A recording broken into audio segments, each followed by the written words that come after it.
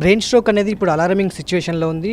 ప్రపంచంలో కూడా ఎక్కువగా వ్యాధి బారిన పడుతున్న వారు కూడా సంఖ్య నానాటికి పెరుగుతున్నటువంటి సందర్భంలో వాటిపైన అవేర్నెస్ కల్పించేందుకు ఇండియన్ స్ట్రోక్ అసోసియేషన్ ఒక క్యాంపెయిన్ తీసుకుంది. దాంట్లో భాగంగానే అసలు స్ట్రోక్ గల కారణాలేంటి, ఎలాంటి లైఫ్ స్టైల్తో స్ట్రోక్కి దూరంగా ఉండొచ్చు అనే అంశాలకు సంబంధించి అవగాహన కల్పించేందుకు మనతో Indian stroke association president doctor Vijay గారు మనతో ఉన్నారు. మేడంతో మాట్లాడదాం. మేడం, స్ట్రోక్ ఇప్పుడు చాలా సర్వసాధారణంగా వినిపిస్తున్న మాట. చాలామందికి ఈ జబ్బున బారిన పడుతున్నటువంటి సందర్భం కనిపిస్తుంది.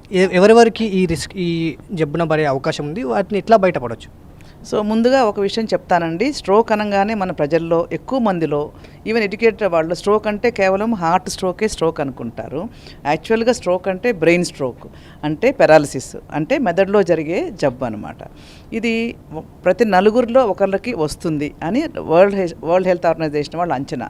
అండ్ మన దేశంలో ఈ నలుగురిలో ఒకళ్ళు ఇద్దరు 40 ఏళ్ళు లోపు వాళ్ళు ఉంటున్నారు. అది చాలా బాధాకరమైంది. ఎందుకంటే ఒకసారి పక్షవాతం వస్తే పర్మనెంట్ డిజబిలిటీ ఉండే అవకాశం ఎక్కువ, సరైన వైద్యం తీసుకోలేకపోతే.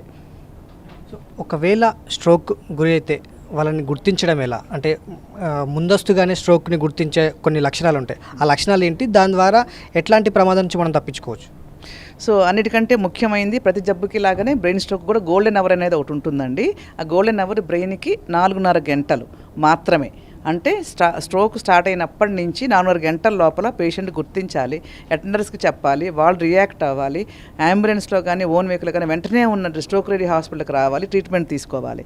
ఈ అన్నీ కూడా 4.5 గంటల్లో పూర్తవ్వాలి. అందుకని అన్నిటికంటే ముఖ్యమైనది ఫస్ట్ లక్షణాలు గుర్తించడం. అది కనుక లేట్ అయితే 3 గంటల తర్వాత గుర్తించారనుకోండి, టైం సరిపోదు కదా. అందుకని ప్రజానీకానికి ఏం చెప్తామంటే మనం 2 యాక్రోనిమ్స్ ఇస్తాం. ఒకటి ఫాస్ట్, రెండోది బీ ఫాస్ట్. ఫాస్ట్ అనేది చాలా సింపుల్ది, FAST ఫాస్ట్. ఎఫ్ అంటే ఫేస్, మూతి పక్కకు పోవటం. ఏ అంటే ఆమ్, చేయి చచ్చుపట్టడం. ఎస్ అంటే స్పీచ్, మాట తడపట్టడం లేదా మాట్లాడలేకపోవటం. టీ అంటే time to go to the stroke ready hospital అని. దీంట్లో కొన్ని లక్షణాలు రాలేదనేసి బీ ఫాస్ట్ అని ఇంకోటి ఎక్స్ట్రా ఇచ్చాము ఇప్పుడు, BEFAST. ఇవి చిన్న మెదడు లక్షణాలు అనమాట. చిన్న మెదడు స్ట్రోక్ వచ్చినప్పుడు తెలియట్లేదు జనాలకి అనేసి. బి అంటే బ్యాలెన్స్, ఉన్నటువంటి బ్యాలెన్స్ కోల్పోవటం లేదా తూలొచ్చి పడిపోవటం, తలనొప్పి, వాంతులు రావటం. ఈ అంటే ఐస్, చూపులో మందగించడం ఉన్నట్టుండి సడన్గా జరిగితేనే అది బ్రెయిన్. చూపు తగ్గిపోవటం, లేకపోతే ఇద్దరిద్దరు కనపడటం, లేకపోతే బ్లర్ అయిపోవటం.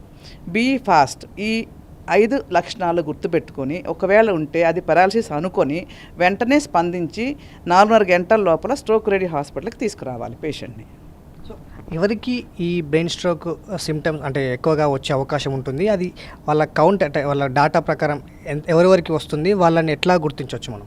సో ఇందాక చెప్పినట్టుగా ప్రతి నలుగురిలో ఒకరికి వస్తుందండి. కానీ రిస్క్ ఫ్యాక్టర్స్ ఎక్కువ ఉన్న వాళ్ళకి ఎక్కువ వచ్చే అవకాశం ఉంటుంది. ఇందాక నేను 10 రిస్క్ ఫ్యాక్టర్స్ గుర్తుపెట్టుకోండి. ప్రజలందరిలో కూడా అందరూ చూసుకోవాలి ఈ విషయం. వయసు మోర్ దెన్ 60 ఏళ్ళు, మనకైతే 40 ఏళ్ళ నుంచి కూడా స్టార్ట్ అయిపోతున్నాయి. అలాగనే బీపీ, హై బీపీ ఉందో లేదో చెక్ చేసుకోవాలి. లేకపోతే ఎందుకంటే బీపీకి ఏమి లక్షణాలు ఉండవు కాబట్టి చెక్ చేసుకుంటే కానీ తెలియదు. 18 ఏళ్ళు దాటిన వాళ్ళందరూ ప్రతి సంవత్సరం చెక్ చేసుకోవాలి. ఉంటే కనుక దానికి తగ్గ ట్రీట్మెంట్స్ తీసుకోవాలి. డయాబెటీస్ అది కూడా సైలెంట్గా ఉంటుంది, ఎక్కువ మందికి ఉందా లేదా చెక్ చేసుకుని ఉంటే ట్రీట్ చేసుకోవాలి. అలాగే గుండె జబ్బుల్లో ముఖ్యంగా ఏట్రియల్ ఫిబ్రిలేషన్ అనేది కనుక ఉంటే పెరాలసిస్ వచ్చే అవకాశం ఎక్కువ. వీరు కొన్ని ప్రత్యేకమైన మందులు వాడితే పక్షవాతం రాకుండా ఉంటుంది. దెన్ ఫ్యామిలీ హిస్టరీ, మీకు కనుక వంశపారంపర్యంగా మీ తాతగారికి లేకపోతే మీ అమ్మమ్మకి, నాయనమ్మకి వీళ్ళకన్నా ఉన్న మీ పేరెంట్స్లో ఉన్నట్టయితే మీరు ఎక్కువ జాగ్రత్తగా ఉండాలి. దెన్ అలవాట్లు, ఊబకాయం, గురక రావటం, ఎక్సర్సైజ్ లేకపోవటం, అన్హెల్దీ డైట్, పలావులు లేకపోతే high fat, high non veg ఎక్కువ తినేవాళ్ళు, అన్హెల్దీ డైట్ తీసుకునేవాళ్ళు. దెన్ స్మోకింగ్, ఆల్కహాల్, డ్రగ్స్, వీటిలో ఏదైనా అలవాట్లు ఉన్నవాళ్ళు, వీళ్ళందరికీ రిస్క్ ఆఫ్ పెరాలసిస్ ఎక్కువ ఉంటుంది. అవన్నీ కనుక చెక్ చేసుకుని నియంత్రించుకుంటే 80% పక్షవాతాలని ఆపచ్చు. అది ఫస్ట్ మనకి ఇంపార్టెంట్. అసలు ఆపితే బెస్ట్. ఒకవేళ వస్తే ఏం చేయాలో మళ్ళీ మాట్లాడుకుందాం. అయితే ఇప్పుడున్నటువంటి సిచ్యువేషన్లో లెక్కలు ఏం చెప్తున్నాయి? ఇండియా వైజ్గా కావచ్చు, ప్రపంచవ్యాప్తంగా లెక్కలు ఏం చెప్తున్నాయి? ప్రపంచవ్యాప్తంగా నలుగురిలో ఒకళ్ళకి 1 in 4. ఇండియాలో ప్రతి సంవత్సరం 18 లక్షల మంది పెరాలసిస్ వస్తుంది. అది ఇంకా పెరిగి 30 లక్షల మందికి వెళ్తుందనేసి అంచనాలు వేశారు. అండ్ వీరిలో ఇందాక చెప్పినట్టుగా 1/3 మంది చిన్న వయసు వారు, పిల్లల్లో కూడా వస్తుంది ఒక్కోసారి. ఇవి గణాంకాలు. అవి గత గణాంకాలు ఎట్లా ఉన్నాయి? అంటే గతంలో ఇప్పటి వరకు ఇబ్బంది పడుతున్న వారు ఎట్లా ఉన్నారు, వాళ్ళ పరిస్థితి ఎట్లా ఉంది? 1990sలో తక్కువ వచ్చింది, అప్పటికి ఇప్పుడు 1 డికేడ్లో డబల్ అయింది అని మన ICMR వాళ్ళు డేటా చెప్పారు. ఎందుకంటే రిస్క్ ఫ్యాక్టర్స్ ఎక్కువైపోయినాయి అండ్ ప్రజల ఆయుర్దాయం పెరిగింది, పెద్దవాళ్ళు ఎక్కువ మంది ఉంటున్నారు, అందుకని డబల్ అయిపోయింది మన పక్షవాతము.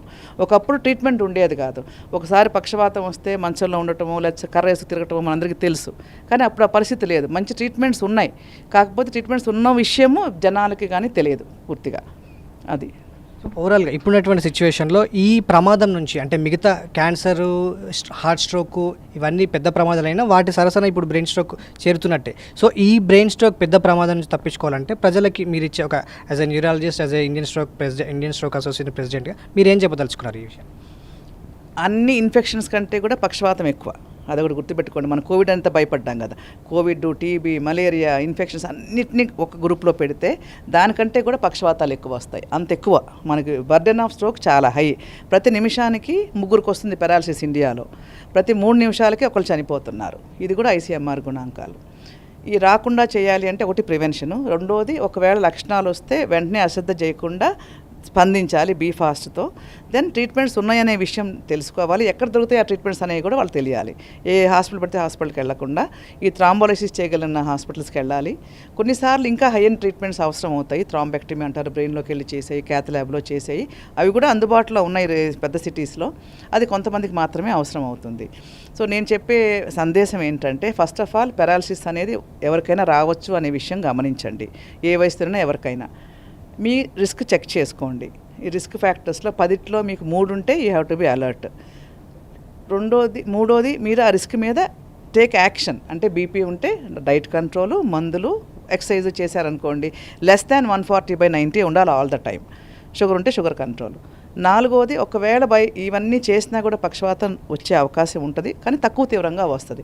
పక్షవాత లక్షణాలు గుర్తించి వెంటనే స్పందించి దగ్గరలో ఉన్న స్ట్రోక్ రెడీ హాస్పిటల్కి తీసుకెళ్తే నిర్దిష్టమైన సైంటిఫిక్ ఎవిడెన్స్ బేస్డ్ ట్రీట్మెంట్ ఇచ్చి నార్మల్ అయ్యే అవకాశం ఎక్కువ. అండ్ ఒకసారి పెరాలసిస్ వచ్చిన తర్వాత లైఫ్ లాంగ్ దాని గురించి జాగ్రత్తలు తీసుకోవాలి. That is called secondary prevention. రెండోసారి వచ్చే అవకాశం 10 రెట్లు ఎక్కువ ఉంటుంది వీళ్ళకి.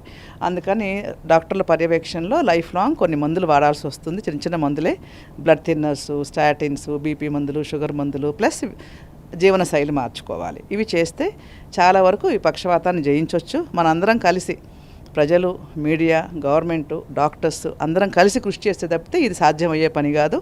మనకి చాలా అన్ని జబ్బుల్లోకి సీరియస్ పక్షవాతం, ఎందుకంటే ఇది నాట్ ఓన్లీ ప్రాణం తీసే జబ్బే కాదు, మనిషిని నిర్వీర్యం చేసి మంచంలో పడేసే జబ్బు కాబట్టి దీనికి ఎక్కువ జాగ్రత్తగా ఉండమని మేము ఇండియన్ స్ట్రోక్ అసోసియేషన్ తరఫున అందరికీ మనవి చేస్తున్నాం.